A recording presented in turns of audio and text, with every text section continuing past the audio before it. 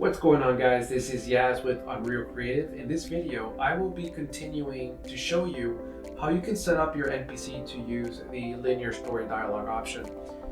Some of you guys might not want to see that you have player choices. That might not be part of your game, and so you don't need it at all. So I'm going to teach you guys how to do the linear option. So let's go ahead and get started. I'm going to go back to the Lola here, the Lola blueprint here, and I'm going to create a new function. I'll call this NPC start linear story. So next thing we're going to do is we're going to drag the RPG DialogueForge component into the event graph. We're going to start the start story dialogue. That's what we want. Delete that and start connecting these guys up. Target, put it in there. We're gonna need a starting index, so just promote that to a variable. Ending index as well, and as well as the story row name start. So I'll just kind of create all of these guys here and assign. Oh, make sure they're instance editable as well, all of them, and just assign values here. 1 to 5, because the starting index is basically where your story starts, like your line.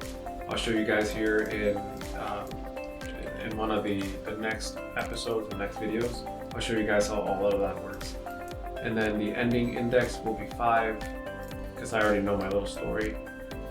I'll just do 1 here as well.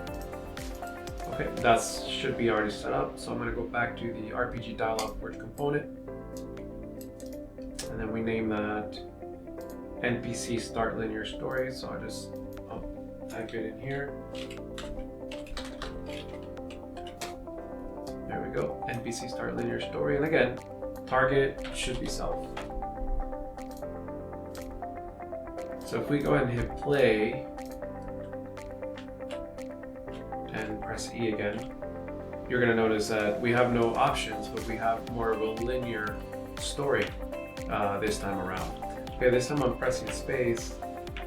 Oh, okay, yeah, and it is moving. However, there is a something we forgot to do in the earlier episodes, which was to block the character from moving or jumping when you were pressing space there. That's okay. That'll be an easy fix. We can do that real quick here. Let's go back to our character, third person blueprints. And I believe it's YouTube character. Okay, we're gonna go to the event graph here. And we're gonna go under jumping function, drag the RPG dialogue and get dialogue story active. And only if this is false are we going to jump. Copy that, and we're going to do the same thing for the movement inputs. Create a little bit of space here. Only if this is false will we want our characters to move. Compile and save, and let's see what that looks like. Okay, everything seems to be working fine now. Again, I'm pressing space and I am not able to jump, and I'm also trying to move and I can't move. So that's perfect. Thank you guys for watching. I will continue the series on the next video.